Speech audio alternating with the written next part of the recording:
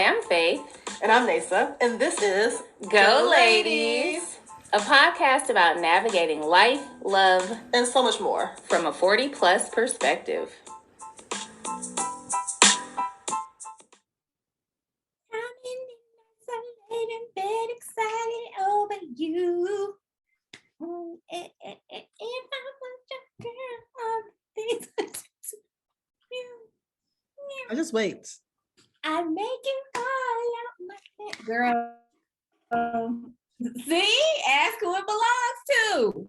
You know, like the song. You know, I love the Janet. We love Janet. Love the Janet. I'm mad I missed Janet at the Derby concert. I didn't go home last weekend. No, you didn't. She performed with New Edition, and I missed it.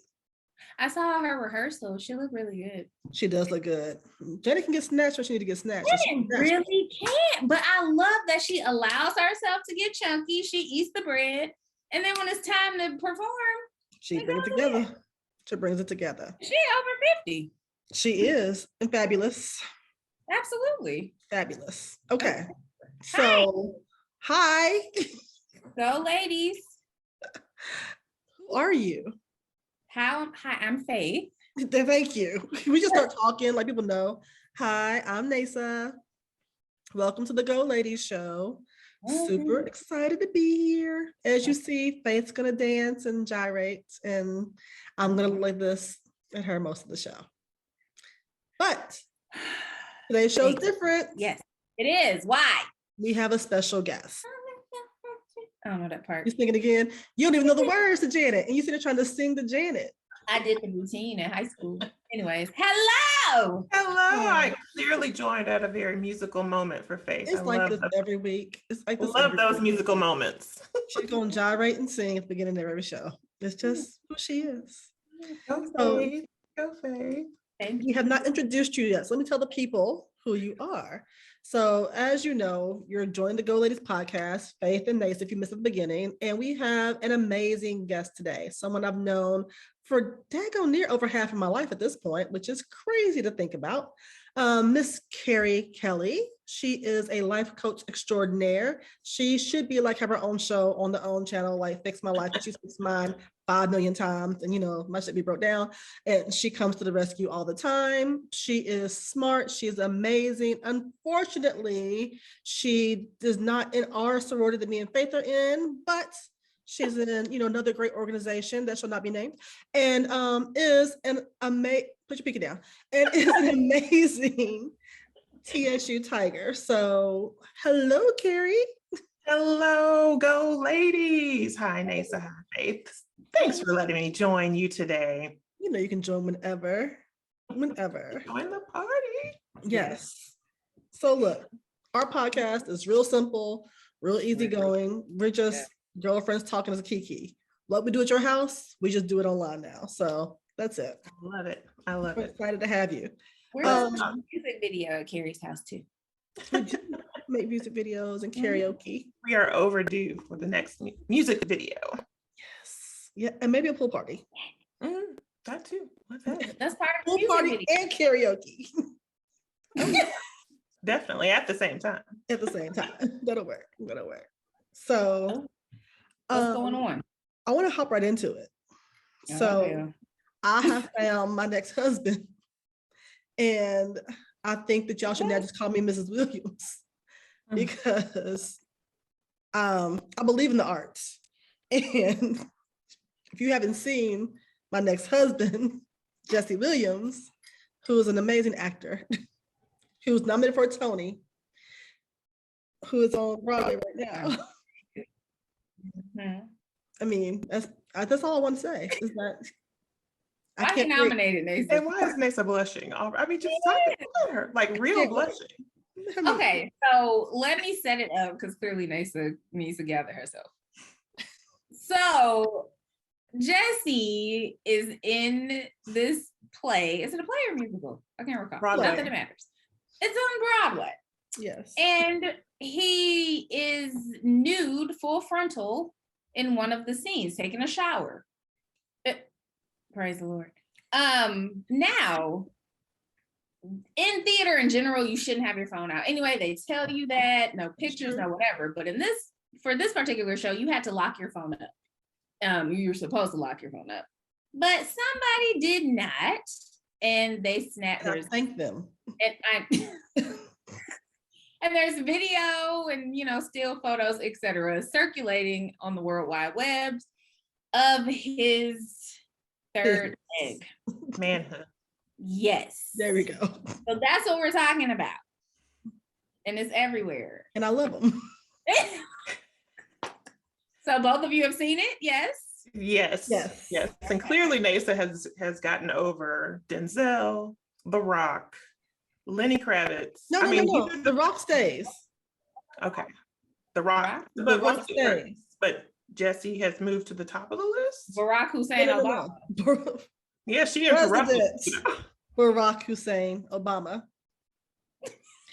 Then Dwayne The Rock Johnson. Because I like them smart and I like them big. And then Jesse Williams. Okay, so this is the order. Mm-hmm. So Jesse moved up quickly. I mean, if you got gifts, you should move up. Oh my gosh. Yeah. So let me just say this, as Faith, you in the setup, which was perfect, right? You said they took their phones. So this whole thing was leaked out. Yes. I'm not the most social media savvy person. I mean, I know how to use it. I just don't typically have time. So I actually saw the video. So to me, that means they didn't take it down. They still haven't taken it down, right?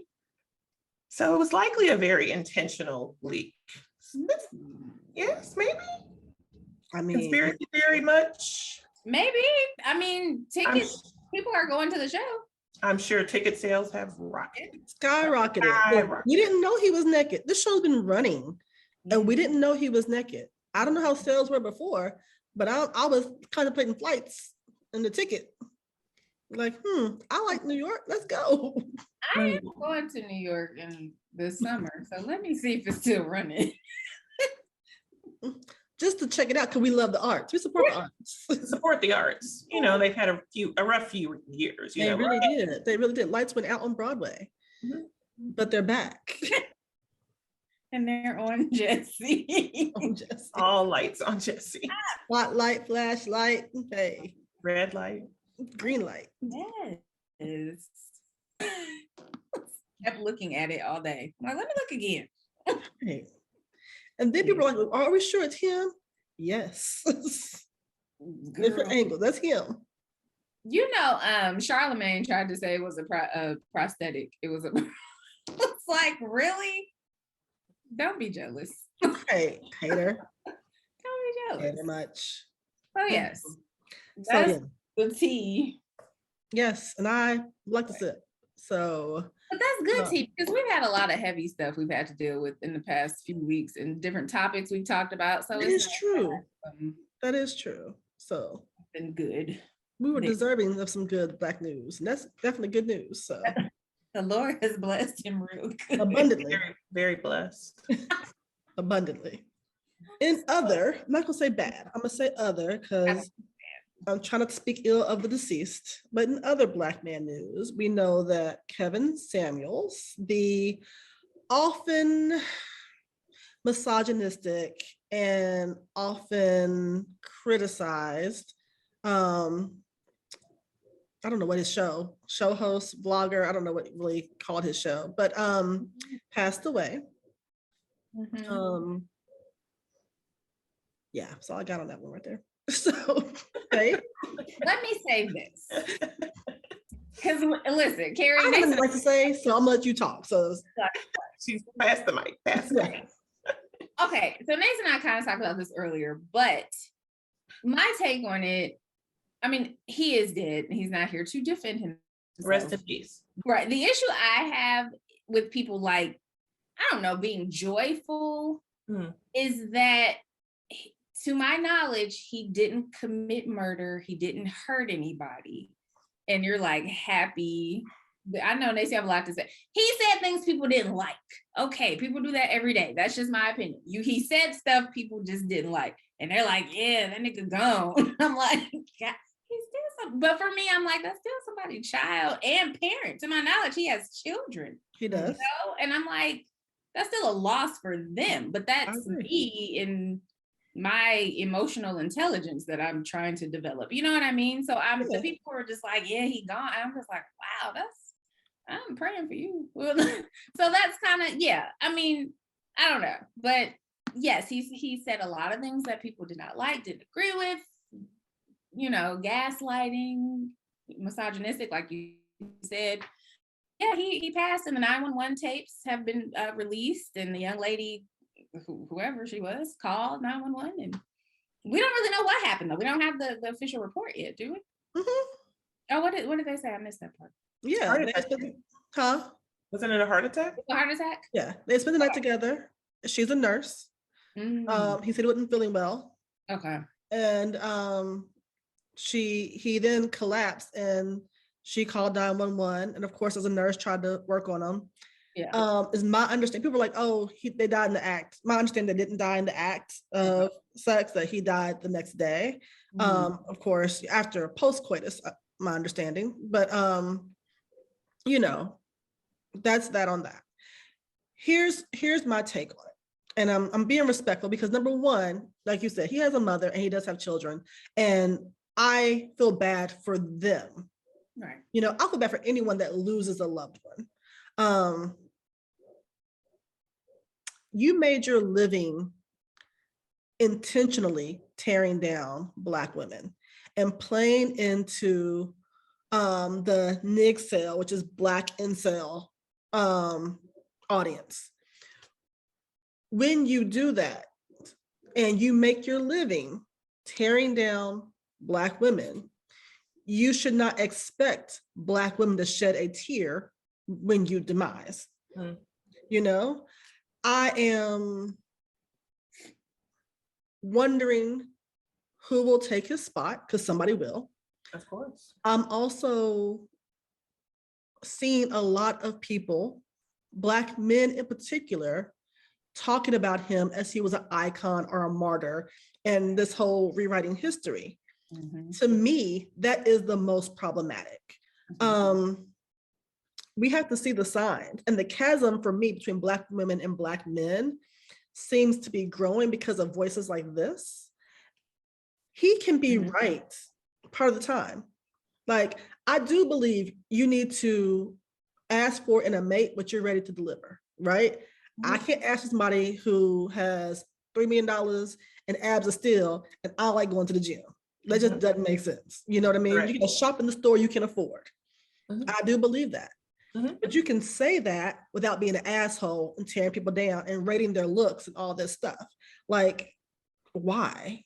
Why do that? Because that's what sold. I mean, honestly, that's just what sells, right? And so exactly. I'm not trying to defend the man because, you know, I'm also a Black woman, and hey, I get it.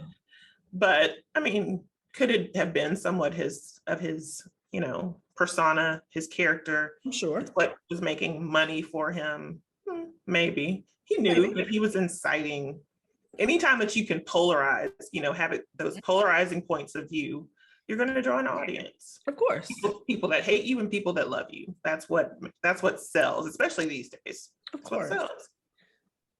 But just because he can doesn't mean that he should. All money ain't good money. I do not disagree, but some people don't have that level of scruple, as my mom would say. You don't have the scruples. Yes. I get it. I wonder, okay, so without people calling on him, would he have even been a thing?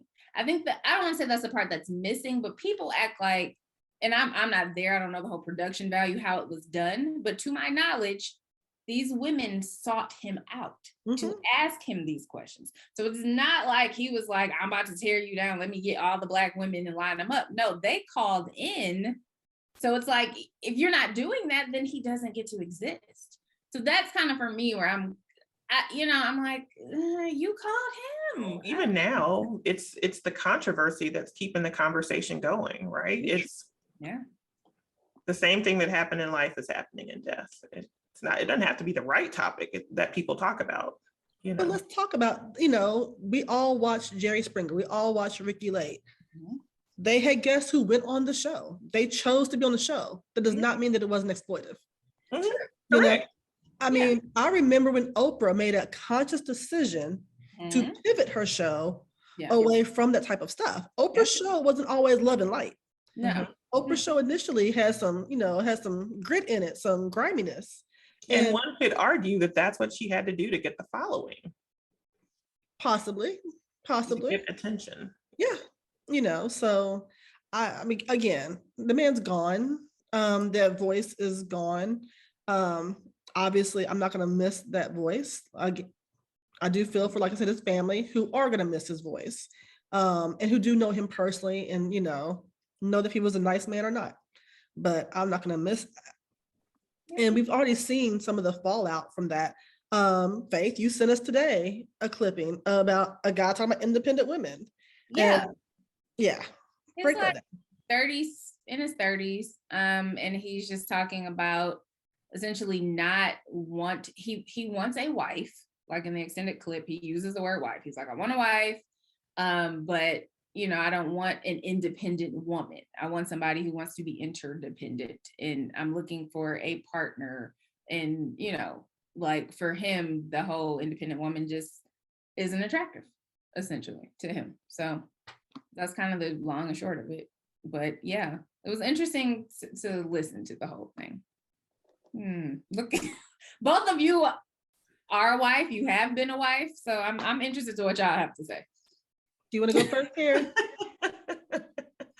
I always play kind of the multiple perspectives, or what could the thought process be, right? And so when I heard the statement, he basically says he doesn't want an independent woman. He's looking for someone who can be a teammate.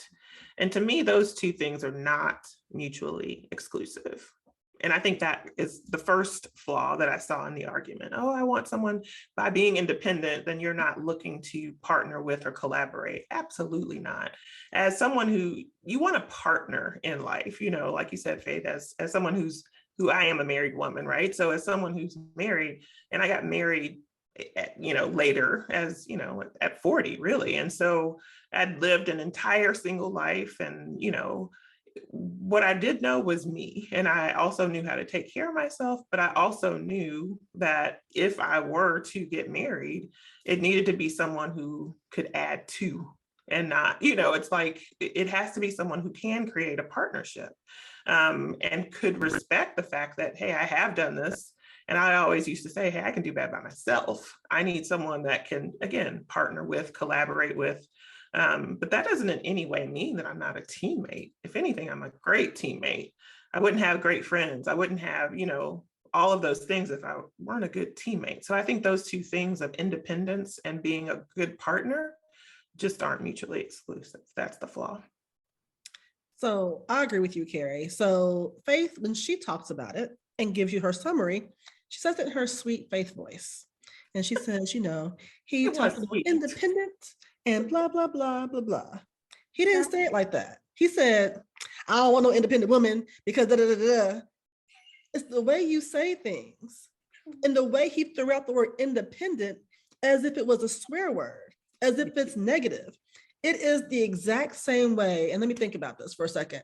It's the exact same way some melanin deficient people throw out the term woke, taking it to mean that you are anti-white people. You can be woke and still a good friend, equality, all those things. It doesn't mean that you're not, they're not the opposite of each other.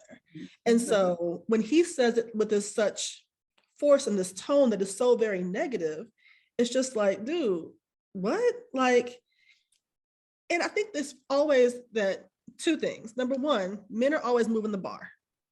They're always moving the bar. I don't want no gold digger. I don't want nobody's always in my pocket. I want somebody got her own. I want somebody does this, da, da, da, da. And then now independence bad. So which one is it? The other thing is, whichever one you want, go find that. There is a lid for every pot. If you want a plate fixing chick, go get you a chick that likes to fix plates. If you want a boss bitch, go get a boss bitch. Like, there's no shortage of the full gamut of womanhood. We don't have to define it as any one thing. But it seems that these voices that get amplified are always trying to put them into these small boxes of what they think femininity is, what they think womanhood is, and none of them have vaginas or vulvas to tell me what I should be as a woman. And so for me, that is my issue with it. Just like, okay, you want somebody else, go find that. Yeah. I couldn't agree with you more, Neysa. I could not agree with you more. And I agree too. The one thing I think I would want to clarify is that they don't get to define who we are. Exactly. Right? They do not get to define who we are. No one gets to define who we are. But that is something that we have to take that ownership, right? We have to make that stake to say, no, this is who I am. You don't get to define who I am. And then to live in our truth, right? Of knowing what we want, what is our expectation, and then what you said earlier, making sure that we align ourselves with people who value who we are. Exactly. Like, just without trying to be somebody we're not. I think that's the other part. Don't try to be anyone who we are not. Hello. That's a good one. That's not a good one. values me. I just want to, hey, babe. Yes. And you talk about me and 44. You name like 7 different people. I named 3. Faith, it has been like this our whole, since I've known Neysa. She tried to take all of my little crushes. I know y'all talked about it in one of your other podcasts. I was the person she was talking about. 7 days in the week. Idris is mine. Lenny is mine. Lenny's not yours. We on a timeshare with Lenny. I gave you Idris, but we on a timeshare with Lenny. Lenny, my Thursday. You know what? I'm just not going to fight because this is your podcast. But thank you. You know we will continue this conversation later. I know. Offline. Yeah. Oh my gosh. I want to go his way. Hello, Idris, by the way. Both of y'all want to go his way. I on like Thursday. See? Take a different day. I know. You gotta write. Anywho, sorry, I digress. Yes, we can do this all day. I can make my list. I actually had this conversation with my mother earlier today or last night. I can't remember which one. And she was like, what are you doing? I said, I think I'm gonna have a harem. I feel like I am over this trying to just date and blah, blah, blah. I just need a harem. I'm gonna assign them different days and I'm gonna rest on Sunday and just this be perfect for me. And she was like, I'm gonna pray for you a little bit more. I said, please do. You're gonna be tired, but that's fine. That's your business. Mm-hmm. I don't even have words. Right? Kerry's speechless. I'm not even speechless, but my mama used to me. Kerry, that's your friend. I love her. But y'all know my mama is very used to me. So yeah. Okay. Let's transition for a second. So we asked Kerry to be on the show today to talk about this topic that Faith and I discussed. Was it last week? Over the weekend? I talk about it all the time. It's fluid. We do. Yeah. And it is a broad topic, but it basically boils down to body positivity, body shaming, and just because it comes in your size, should you wear it? Respectability politics. All of that. Yes. Yeah. And so just to set it up a little bit, like we all know Lizzo and her, and her music and her talent and her body. She has a new clothing line, Liddy, that just popped out in the past couple of weeks. And she's known for showing off parts of her body. Primarily her derriere has been exposed at NBA games and getting on planes. We've seen a lot of Miss Lizzo. And as a woman of a certain age, I recognize that there are times I'm like, what the hell does she have on? Like, what? And I had to check myself because I'm like, am I body shaming her for thinking that you shouldn't have that on because in my opinion, it doesn't look good? Or is there just a certain place, certain time, and you should be aware of what looks good on you and what doesn't? Then again, who am I to say that? It's a lot of things that go into this. And so also as I've gained weight, I'm sure somebody might look at my wardrobe and be like, why the hell she got this on? And I'd be like, I cute, So you gotta think about that too. And so, and it goes even further back, talk about bonnets, people who wear bonnets out and about. And I can't stand it. I still can't stand it. It just makes my skin crawl. But who am I to tell somebody else what to wear on their head when they're out and about? Even though you should not wear nighttime clothes outside. But that's just my opinion. For me in my house, we don't do that unless you're in the hospital. There's a caveat. If you're in the hospital, you can wear a bonnet. So there's a lot wrapped in there. But how do you balance out body positivity and being appropriate? And does anybody else get to tell you what is appropriate? Ooh, that's such a packed question. Take your time, preacher. I'll be thinking deep thoughts. You are so deep, Neysa, so deep. Yeah, so where do we start to unpack this? I agree with you. It's like everyone will have their own opinion, right? Because we were all raised a certain way. Like my dad always said to me, baby girl, you're not going out of this house with rollers in your hair. You're not going out of this house he's like, don't ever let me see you in the car with anything, pajamas, rollers, whatever it was, right? And that was the rule of my house. That's how I was raised. And so the difference is in this generation, yes, bonnets are out. You see people in their pajamas all the time, their house shoes, all of those things. And that is a part of, I almost want to say, like modern culture. So the difference is we were all raised a certain way. Right. Some people were raised not to do it. Some people were raised where it's not an issue. And so the thought becomes, at least from my perspective, it's something that I won't do, but also I won't judge other people who do it, right? It's like, okay, well, that's their choice. It's not like I would walk up to them and say, oh, my daddy said, right? Because my daddy is not their daddy. And so I think that's the difference in the world that we live in right now, right? It's just that everyone wants to look at things from their own lens versus kind of expanding, what does that really look like? So that's one piece. Just what is appropriate? What do people consider to be appropriate? The second becomes, like you said, wardrobe that's appropriate based on your size, based on your age, based on any of your personal characteristics, right? And so when I was in college, and Neysa, we went to college together, so I would always say, give them one thing. It's okay, right? You can give them one thing. But again, that was my own personal guide. As a 20-something, there was tall, thin, all of those things, and didn't know it at the time. But that was my own way to keep it classy, right? Give them one thing. But that was my rule. That wasn't everyone's rule. And it was okay. My rule. Right. And it wasn't most people's rule. And it was all right. And so I think that's the difference, right? And so now you talk about Lizzo, who, I have to admire her, right? She's bold. She's brave. Definitely. She's gonna do what she wants to do. She sets her own rules. Who deems it appropriate is she doesn't care. Right. That's true. I think that's what makes Lizzo who Lizzo is. She says she makes more money sleeping than most people that talk about her do in a lifetime. Yeah.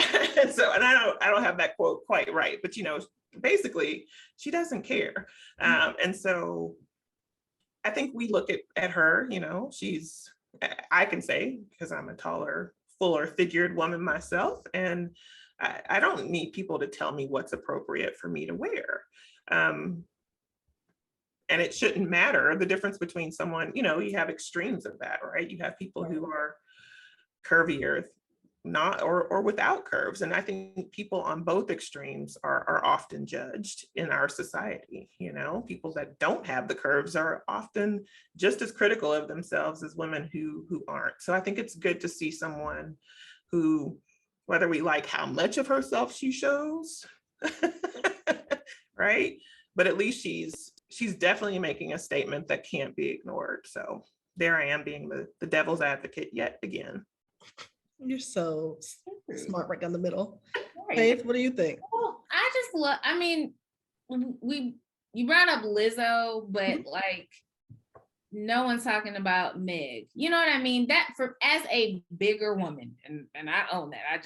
I'm a big girl, but it's Lizzo shouldn't do. Lizzo's name comes up a lot, and it's like you have women who are smaller than her wearing similar things, and it's not so much, why are you wearing that?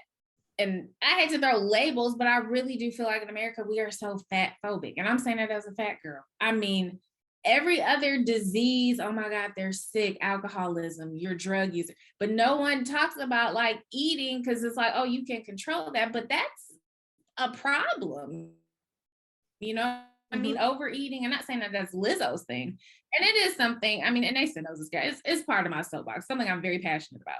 Because even though I'm big, I love to work out, I lead a fairly healthy lifestyle. But I sometimes it really does bother me that the conversation is so much Lizzo's wearing this. And I'm like, there are women who wear way worse, but nobody, and I love Meg, not comparing the two. They're both, Texas, they're friends, whatever. But it's like, Meg always got her ass out, always.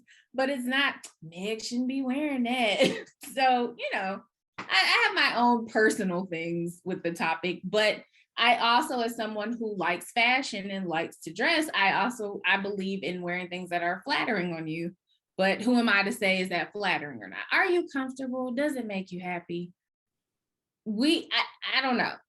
Like, we care, but like Neysa and I talked about, but why do we care? It makes you go inside and be like, why do I care? And some of that is generational. We learn those things from our parents, and they learn from their parents, and there's decorum, and you don't dress this way, and you should always look a certain way. But like you said, Kerry, this generation, just culturally, there's just been a huge cultural shift, and people just don't care, and it's just what it is: bonnet, house shoes, whatever.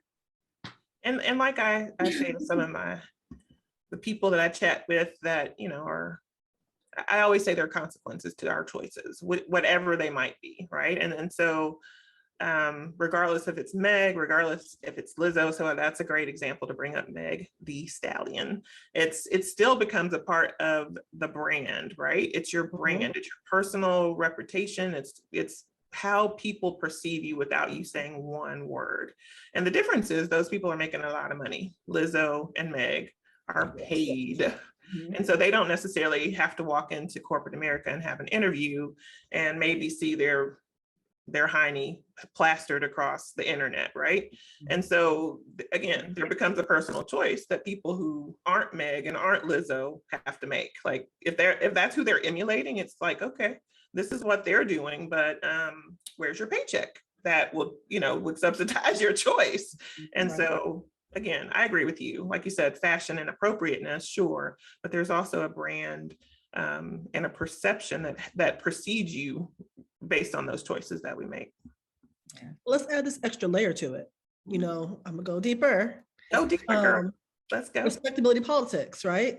So historically, we would dress because you had to be perceived as being respectable, because if not, things could happen to you in a racist dynamic, right? I mean, I'm thinking 1950, 1960, you see people marching over the Selma Bridge and they together, they suited and booted, they're not wearing Jordans, there were no Jordans there, but I'm talking about, they're not wearing tennis shoes and, going to go march. They put on your best to go. Exactly. And so I'm just wondering, for many, for our parents, I think that we were all taught you have to dress how you want to be perceived, but some of that is due to white gaze. And are these next generations freer than we are because they've thrown off the mantle of white gaze and are just doing them? Or have they really not thrown it off and it's still there and just in different forms? I have something to say to that. I will say, I get white gaze.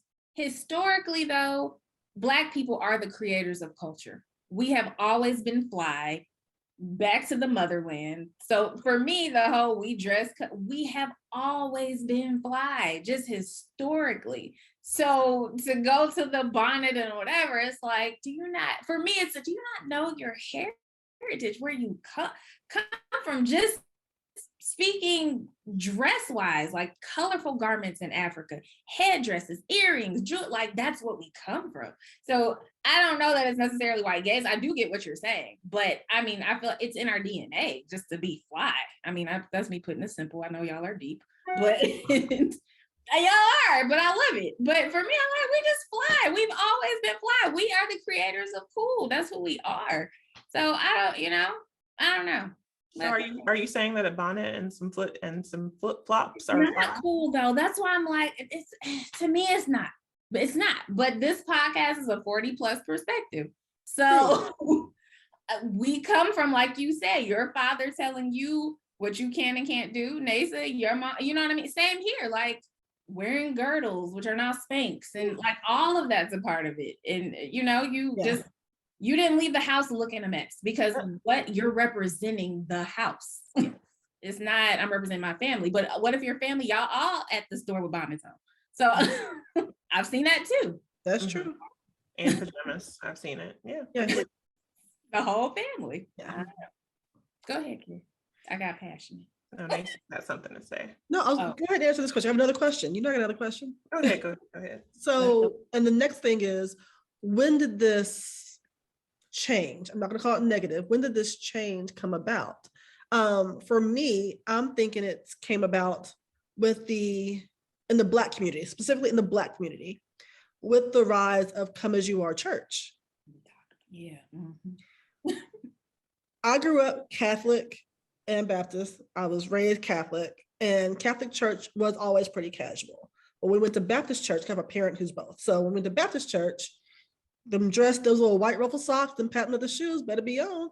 You know, you're going to be sitting there looking like this the whole time, because that was what's expected of you. Yeah. And as I got older and started going to a church that was not the norm, you can dress more casual, which is good, right? Come as you are is a good thing. It's no longer that I can't go in because I don't have this to put on.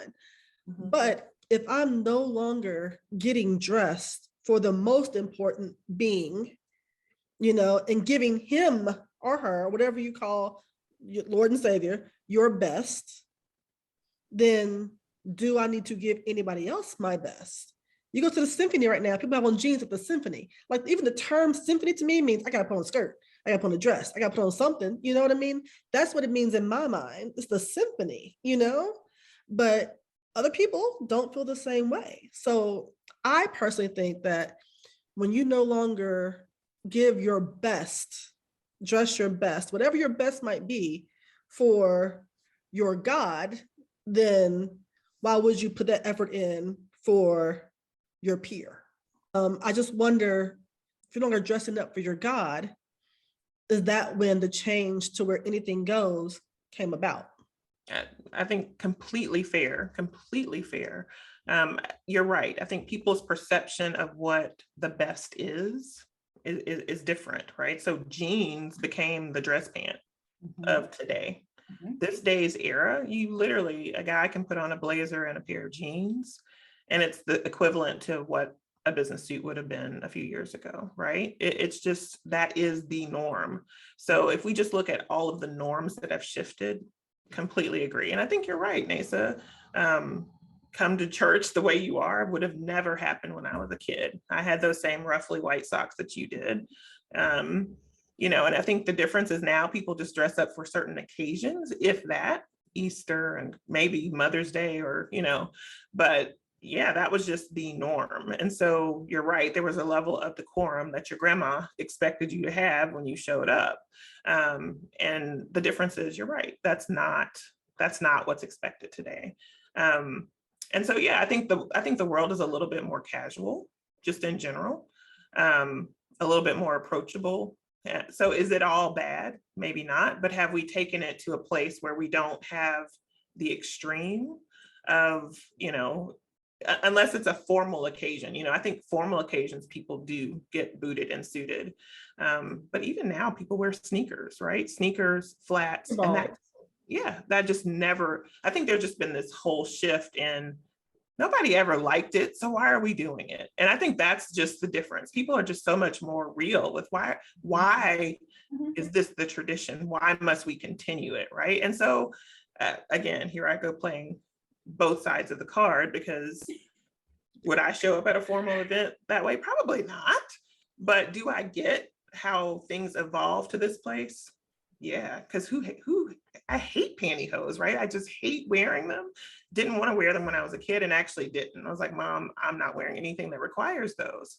So, but the difference is it has evolved that the generations now are like, I'm not doing it. Why are we doing it? And that just shouldn't be the way it is. So I think there is, this is how the world changes. This is actually kind of a cool part in life where we, in our generation, in this 40 plus place, are able to see this pivot in the world, right? And we're a part of it, where we can't, it's like we're the old school people now, where we can say, oh, remember when, but we still have like one foot in both worlds, really. So we're a part of that evolution, because we probably were very vocal about the stuff that we didn't like. I know I talked about it probably with my nephews or with my goddaughters, right? And I think it's their generation that's changing it. I mean, look how close you are with your kids, right? Of why this, why that. And so the difference is they're actually acting on it, and they are changing the world. And so it just seems weird. Like, why are people showing up with flip-flops and house shoes and hair bonnets, something that we never would have done? But it was just kind of like the tattoo evolution, right? It was just, I remember people in college got tattoos, right? Which is what a generation before, they might have had them, but they probably had them hidden, or they wouldn't have been in places that they could have walked into a workplace and gotten a job with. Whereas now it's the norm. And so I think it's just, this is what happens. And the bonnets are just one display of that change. Oh, that was good. The Lord knew, because I'm one of those tattooed people that you can't see them. However, today I was like, I had this idea for a new one. It would be visible. But I'm like, can I do it?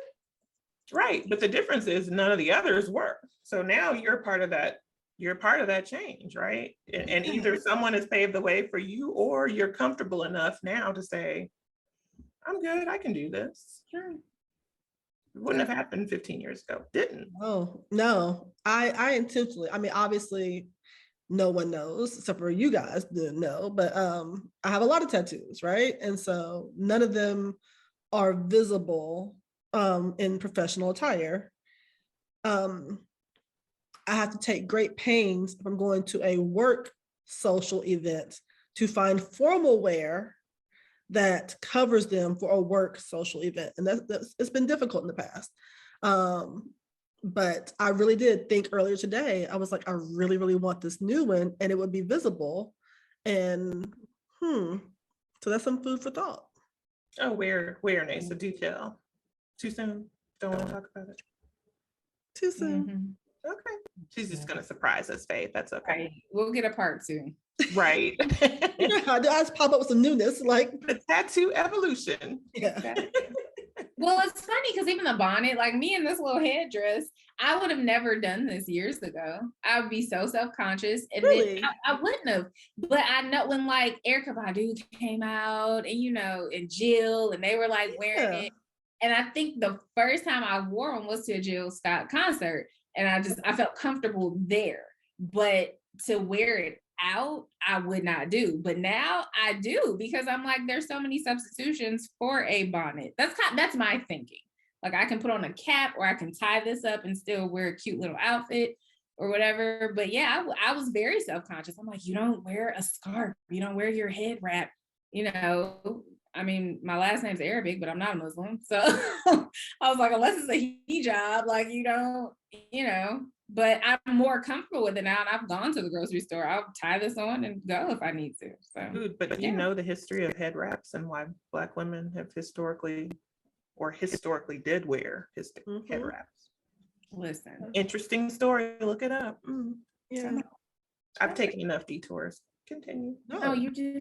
You're excellent. No, I'm the same way. I remember Jill Scott and all those, and I would wear them out and about at that time. It's for the neo soul, right. kind of thing, and we all kind of did it at that point in time. But here's always my thought when I see a bonnet out and about. This is our whatever kind of ridiculousness that I deem to be ridiculousness out and about. What you saving your hair for? Like for me, I'll wear a bonnet and keep my hair wrapped all day around this house. But the minute I step out the door, I want you to see every inch of this bundle I done paid for. I better see these bundles. You better see this.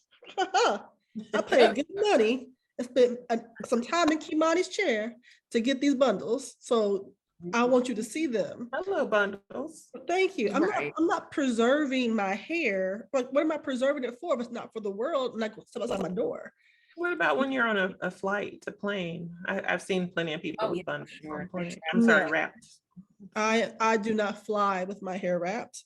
I do not. If I am getting directly from my house to my garage to my car, I can say that I have traveled before with it wrapped, like it's back in the perm days, with it wrapped and a cap on, and then I can take that. But for me, in a world of shake and go wigs, in a world of caps with inches on them, attached to them already, because they have those too. You got a baseball cap, you got a head wrap. There are so many other things that I deem acceptable that you can throw on outside of a bonnet. It's the same as back in the 80s, people wore a curl bag out and about. You don't want no curl bag out and about. For those that don't know, it's the new term is moisturizing cap. It's a curl bag. Did you have a curl, Neysa? Huh? Did you have a curl? Are you making a confession that you had a curl back in the I did not have a curl. I almost got a curl because I wanted either a curl or a perm. And I was talking to my aunt who's a beautician, Aunt Karen, hey, Aunt Karen. And I said, I want this. And she was like, you got to choose one or the other.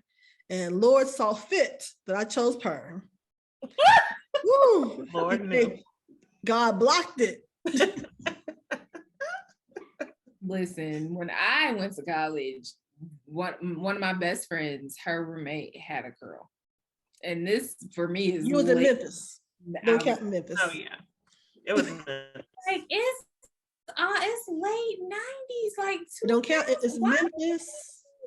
You can get a curl right now in Memphis. And was pulling dudes. Like, we would be so mad. Like, how is this happening? It's Memphis. A whole curl. You can get a curl right now. Curl, gold teeth, and felines right now in Memphis. Oh, Neysa. Am I lying?